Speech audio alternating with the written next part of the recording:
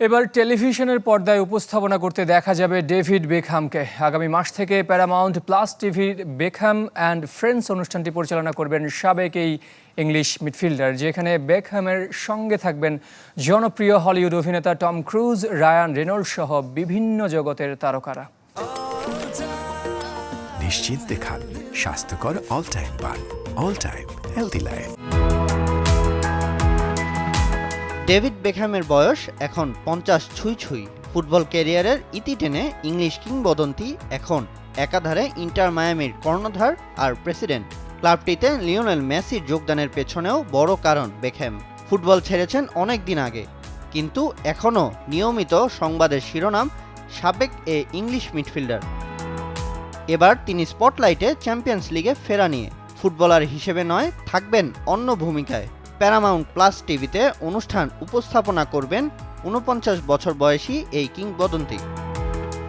অনুষ্ঠানটির নাম Beckham and friends.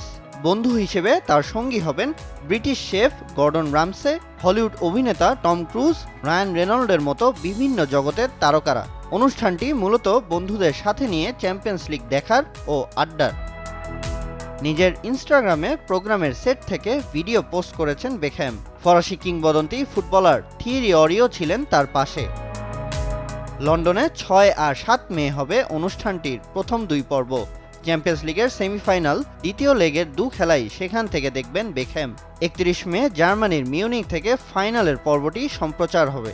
অনুষ্ঠানটি দেখা যাবে প্যারামাউন্ট নেটওয়ার্কের ডিজিটাল প্ল্যাটফর্মে। এর আগে 2023 সালে ডেভিড বেকহ্যামের প্রামাণ্যচিত্র প্রকাশ করেছিল নেটফ্লিক্স। নিজের জীবনের অদেখা কিছু ভিডিও, অজানা গল্প এবং জীবনের সঙ্গে জড়িয়ে রয়েছে এমন কিছু মানুষের সাক্ষাৎকার নিয়ে বানানো হয়েছিল ডকুমেন্টারি, যা সাড়া ফেলেছিল সে সময়। এবার দেখার পালা নিজের উপস্থাপনা দিয়ে কিভাবে বেকহ্যাম অ্যান্ড ফ্রেন্ডস অনুষ্ঠানটি পরিচালনা করবেন তিনি। সামিন ইয়াসার, চ্যানেল 24।